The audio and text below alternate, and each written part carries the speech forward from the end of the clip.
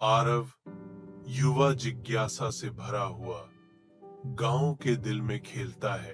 अपनी रोमांचक यात्राओं में खोया हुआ आरव के चंचल कदम उसे एक प्राचीन पुस्तकालय की ओर ले जाते हैं। आरव पुस्तकालय में प्रवेश करता है, जहां धूल और मकड़ी के जाले से भरी अलमारियां एक रहस्यमय वातावरण बनाती हैं। अलमारियों के बीच एक जादुई किताब चमकती है, जो आरव का ध्यान आकर्षित करती है। आरव की आंखें उस जादुई किताब को देखकर आश्चर्य से फैल जाती हैं। आरव किताब उठाता है, पुस्तक अपने आप खुलती है और एक चमकदार रोशनी निकलती है। आरव डरता है, फिर भी उत्सुकता से पन्ने पलटता है।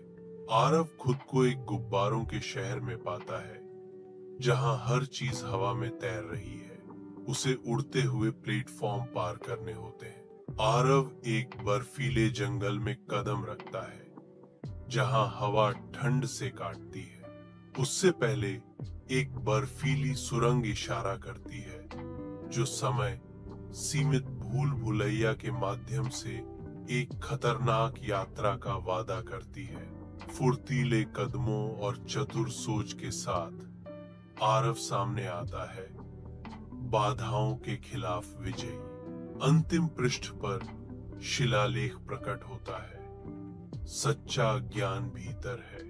अचानक किताब तेज रोशनी से चमकती है। आरव खुद को अपने कमरे में वापस पाता है। किताब अब साधारण लगती है। आरव को वह सबक समझ में आ गया जो किताब ने उसे सिखाया। साहस, अपने दिमाग का उपयोग करना और हर अनुभव से सीखना सबसे बड़ा जादू है। आरव सावधानी से किताब रखता है।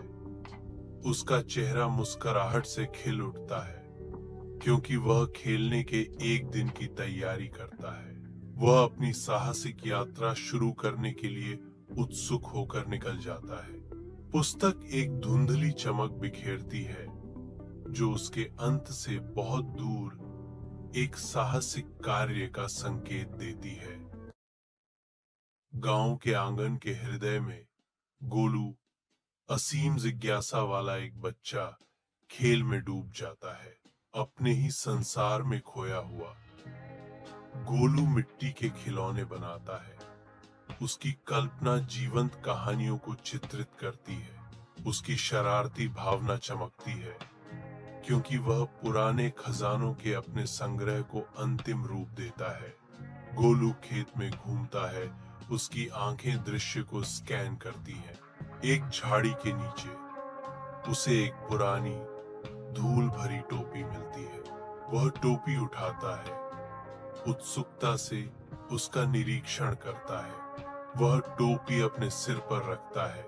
गोलू टोपी अपने सिर पर रखता है और हवा में एक रहस्यमय चमक भर जाती है। मैं हैरान हूं और टोपी पहने हुए हाव भाव करता हूं। हाथ के एक इशारे से कीचड़ मिठाई में बदल जाता है।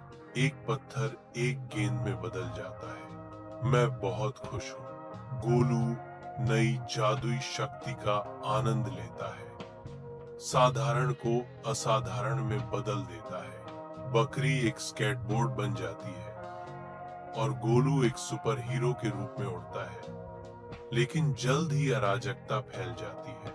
वस्तुएं घूमती हैं, जानवर बेतहाशा नाचते हैं और गोलू खुद को उल्टा उड़ता हुआ पाता है।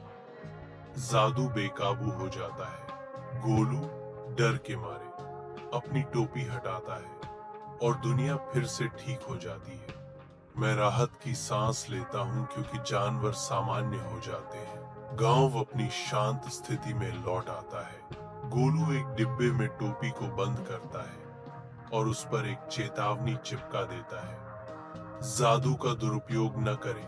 वह मुस्कुराता है, टोपी को अलमारी में रखता है और खेलने निकल जाता है, इस बार बिना किसी जादू के। गांव के आंगन के हृदय में गोलू अपने दोस्तों के साथ खुशी से खेलता है।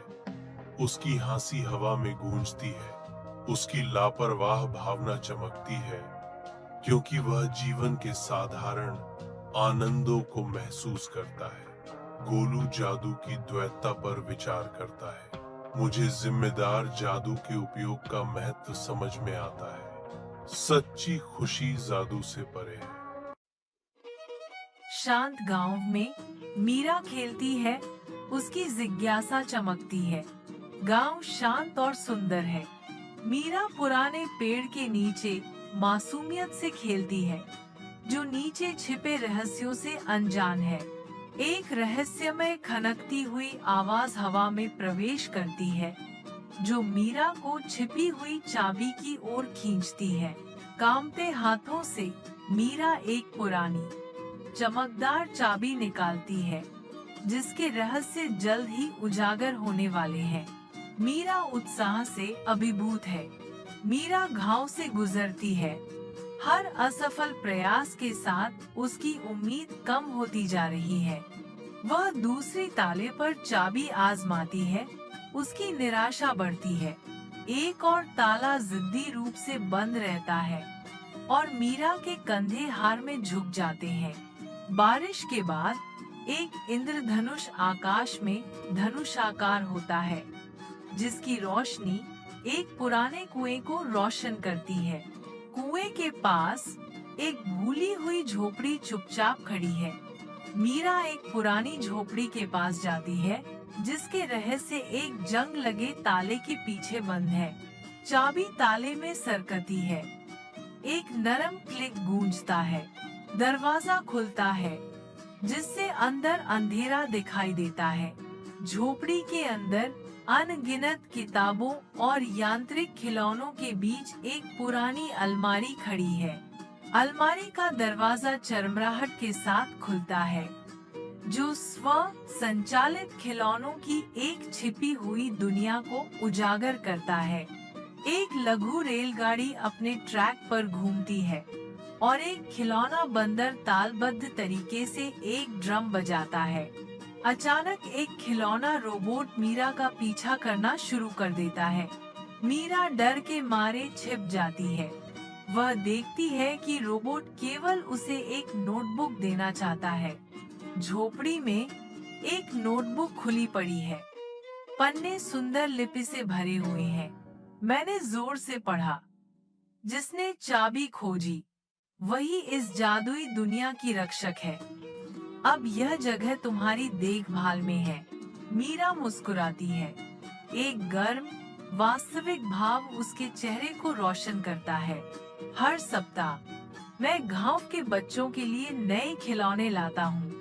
हमारी हंसी छोटे से स्थान में गूंजती है। धुंधले से अटारी में मीरा सफाई कर रही है, जो भूली हुई यादों और धूल भरी अवशेषों से घिरी हुई है।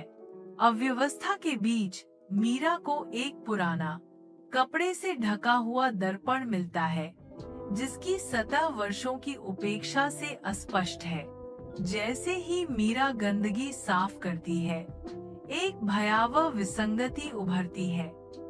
उसका प्रतिबिंब झपकता है, जो वास्तविकता को चुनौती देता है। मीरा हैरान और उत्साहित होकर दर्पण के सामने हाथ हिलाती है, उसकी अजीब गुणों का परीक्षण करती है। उसका प्रतिबिंब विलंबित, उसकी क्रियाओं का अनुकरण करना शुरू कर देता है। फिर अप्रत्याशित रूप से एक उंगली उठाता है। प्रतिबिंब घूमता है, मीरा की गतिविधियों का विरोध करता है, रहस्य को गहरा करता है। अचानक प्रतिबिंब उछलता है। उसकी क्रियाएं अब पूरी तरह से स्वतंत्र हैं। मीरा परछाइयों का अध्ययन करती है, उनके छिपे हुए अर्थों की तलाश में। छाया उसे फर्श की ओर ले जाती है। वह एक पुरानी चटाई हटाती है, एक गुप्त दरवाजा प्रकट करती है। एक जादुई दुनिया दरवाजे के नीचे है। चमकते पेड़, उड़ते हुए दिए और रंगीन फूल। मीरा उस दुनिया में घूमती है, खेलती है और एक चमकता हुआ फल उठाती है। निकलने की कोशिश करते ही निकास अवरुद्ध हो गया। मैं अपने साथ लाया दर्पण देखता हूँ। परछाई कहती है, न और चमकते फल की ओर इशारा करती है। मीरा समझती है कि वह फल उसका नहीं है। वह फल को धीरे से वहीं रख देती है। रास्ता फिर से खुल जाता है और परछाई मुस्कुरा देती है। मीरा बाहर निकलती है। उसके पीछे ट्रैपडोर को सील कर देती है। दर्पण एक बार फिर से सामान्य दिखता है। मीरा प्यार से आईना गले लगाती है। वह धीरे से दर्पण को उसकी जगह पर रखती है। मीरा अटारी से उतरती है। उसके चेहरे पर एक शांत मुस्कान चमक रही है। वह रुकती है। उसकी आवाज ज्ञान की गूंज है। हर जादुई चीज हमारी नहीं होती। सम्मान ही हमें कठिन परिस्थितियों से बाहर निकालता है। मीरा के घर के बाहर सूरज चमक रहा है। सब कुछ सामान्य लग रहा है, लेकिन मीरा जानती है कि उसकी जिंदगी में कुछ बदल गया है। धूप में नहाया हुआ मीरा और उसकी दादी रसोई में एक शांतिपूर्ण पल साझा करते हैं। दादी ताजी रोटी की खुशबू से हवा भर जाती है। चूल्हे के पास बैठी है, मीरा को देख रही है। अचानक मीरा के हाथ से पुरानी लकड़ी की बेलन फिसल जाती है और दूर लुढ़क जाती है। मीरा अलमारी के नीचे पहुंचती है। उसका हाथ कुछ अप्रत्याशित पर बंद हो जाता है। वह एक बेलन निकालती है, लेकिन यह कोई साधारण रसोई उपकरण नहीं है। यह एक अलौकिक प्रकाश से चमकता है। मीरा अजीब बेलन को देखती है। एक नरम रोशनी उसके जिज्ञासु भाव को रोशन करती है। गर्म रसोई में मीरा एक नए बेलन से आटा गूंथती है। रोटी सितारों, जानवरों और तितलियों के जादुई आकार में बदल जाती है। हर रोल के साथ झिलमिलाती रोशनी और रंगीन चिंगारियां फूटती हैं, जो रसोई को आश्चर्य से भर देती हैं। मीरा का चेहरा जादुई परिवर्तन पर आश्चर्य और खुशी से चमक उठता है। बेलन अपने आप हिलने लगता है। यह रसोई से भाग जाता है, जंगल की ओर। मैं अपनी हिम्मत जुटाता हूँ और उसका पीछा करता हूँ। जंगल जीवन से स्पंदित होता है। इसके झिलमिलाते पेड़ और चमकते मशरूम एक अलौकिक दृश्य चित्रित करते हैं। बेलन झाड़ियों के बीच से गुजरता है। पेड़ों के बीच एक क्षणिक छाया। मीरा पीछा करती है। उसकी हंसी गूंजती है क्योंकि वह जीवंत जंगल से होकर पीछा करती है। बेलन एक ऊंचे, चमकदार प्राचीन पेड़ के पास रुकता है। पेड़ के अंदर एक आरामदायक रसोई का दृश्य खुलता है। एक लड़की की तस्वीर जो मेरी ही छवि को दर्शाती है, दीवार पर सजी है। बेलन अपने आप लुढ़कता है, अपनी शेल्फ पर वापस आ जाता है। मीरा के सामने एक नया बेलन प्रकट होता है। मीरा मुस्कुराती है, आटे को घर वापस ले जाती है। रसोई में मीरा आटे को गूंथती है। उसकी हरकतें सटीक और केंद्रित हैं। मीरा के समर्पण का प्रमाण। रोटी सुनहरी और गोल निकलती है। राजू खेत की ओर जाता है। हल्की बारिश छोटे से गांव पर गिरती है। तेज हवा चलती है। छाता छीन लेती है। छाता एक पुराने पीपल के पेड़ के पास गिरता है। मैं छाता उठाने के लिए दौड़ता हूँ, लेकिन वहां मुझे एक चमकदार, रंगीन नया छाता मिलता है। एक जादुई छाता। राजू छाता खोलता है और जादू का एक उछाल उसे जमीन से उठा देता है। वह आकाश में उड़ता है। गांव नीचे सिकुड़ता जा रहा है। खेत और तालाब उसके नीचे छोटे छोटे पैच बन जाते हैं। राजू एक रहस्यमय जंगल के ऊपर आता है, जहां पेड़ चुपचाप झूमते हैं, जानवर नाचते हैं और फूल तालियां बजाते हैं। राजू उतरता है और खरगोश के साथ कूदता है। राजू तितलियों के साथ दौड़ लगाता है। राजू चॉकलेट के पेड़ों से मिठाई खाता है। गुफा की गहराई से एक विशाल मगरमच्छ जैसा प्राणी निकलता है। उसकी निगाह राजू पर भयावह रूप से टिकी हुई है। राजू दहशत में आ जाता है और भाग जाता है, यह एहसास होने पर कि जादू बिना खतरों के नहीं है। राजू शाम के आसमान में उड़ता है। जादुई छाता उसे वापस उसके गांव ले जाता है। ठोस जमीन पर वापस राजू सावधानी से छाता पीपल के पेड़ के नीचे उसकी जगह पर लौट आता है। राजू के चेहरे पर एक मुस्कान फैल जाती है जो सीखे गए सबक को दर्शाती है। राजू स्कूल की ओर चलता है। उसकी पुरानी छतरी ऊंची पकड़ी हुई है। एक नई समझ उसके रास्ते को रोशन कर रही है। राजू स्कूल से लौटता है अपने पुराने छाते को पकड़े हुए। वह समझता है कि असली जादू खुद के अंदर ही बसता है। पुराने बगीचे में चंचल खेलती है, जैसे सूरज चमकता है और पक्षी गाते हैं। घास में छिपा हुआ एक अजीब लकड़ी की सीढ़ी दिखाई देती है।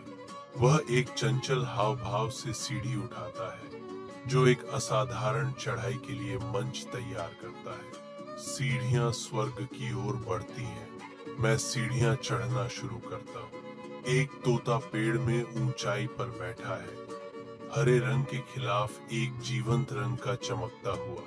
अचानक झपट्टे के साथ तोता नीचे उतरता है। चंचल की टोपी पर निशाना साधता है। तोता टोपी झपट लेता है और चंचल आश्चर्य से देखता है। तोता उड़ जाता है, टोपी साथ लिए। चंचल एक बड़ी तितली की खोज करता है, जो एक फूल के झूले पर बैठती है। झूला तेजी से घूमना शुरू कर देता है और चंचल हंसी से फूट पड़ती है।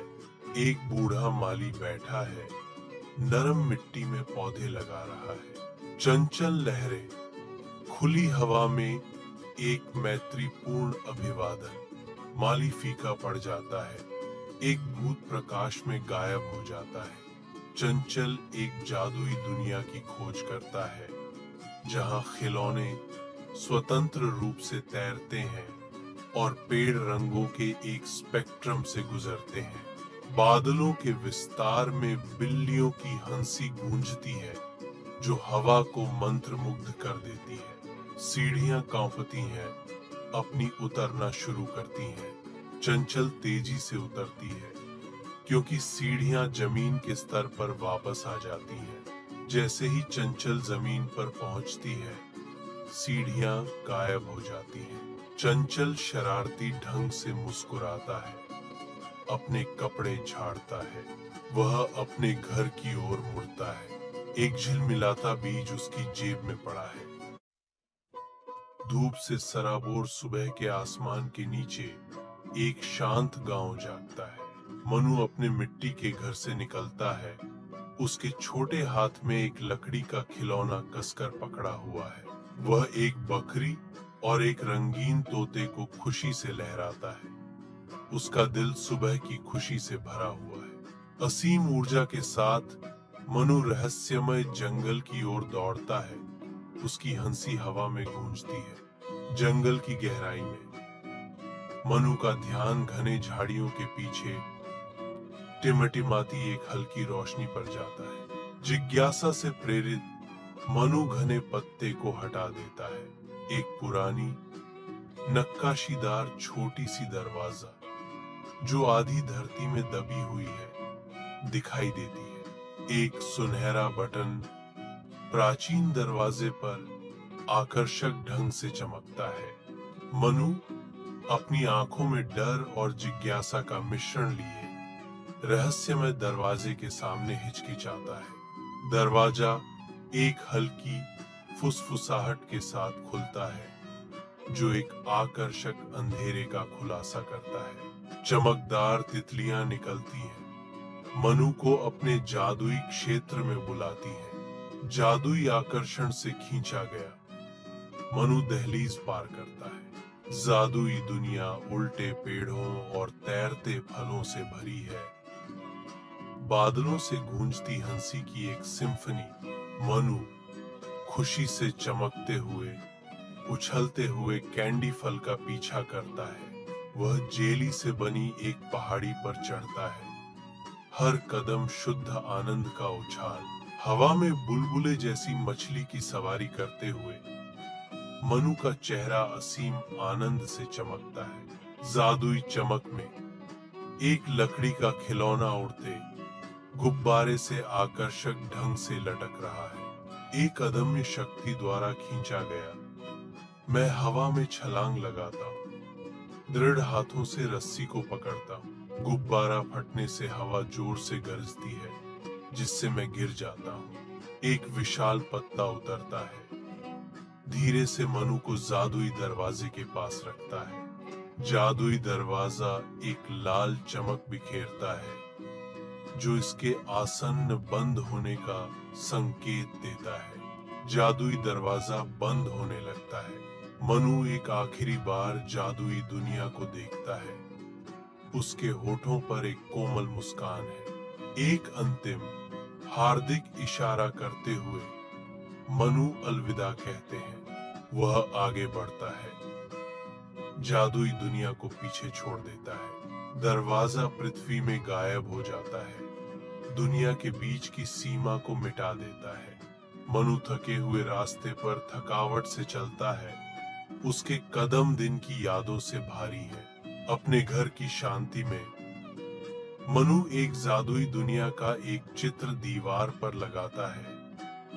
कागज उसके स्पर्श से फुसफुसाता है। एक कोमल मुस्कान के साथ मनु एक खिलौने को कसकर गले लगाती है। डूबता सूरज एक गर्म चमक बिखेरता है। गोलू युवा ऊर्जा के साथ अपनी वर्दी पहनकर स्कूल के लिए तैयार होता है। एक चंचल अराजकता का क्षण आता है, क्योंकि गोलू अपने जूते गलत पैरों पर पहनता है। अपनी सुबह की जल्दी में गोलू अपना लंच बॉक्स भूल जाता है, जो जीवंत अराजकता में एक साधारण चूक है। मम्मी चुपचाप मुस्कुराती है, गोलू के बैग में लंच बॉक्स रखते हुए व्यस्त सुबह में गर्माहट जोड़ती है। गोलू सुबह की धूप में तितलियों का पीछा करते हुए दौड़ता है। एक कुत्ता प्रकट होता है और गोलू डर से भाग जाता है। एक बंदर पेड़ से कूदता है, गोलू का लंच बॉक्स छीनता है। एक बंदर पेड़ों के बीच से दौड़ता है, एक चुराया हुआ लंच बॉक्स कसकर अपनी पकड़ में पकड़े हुए।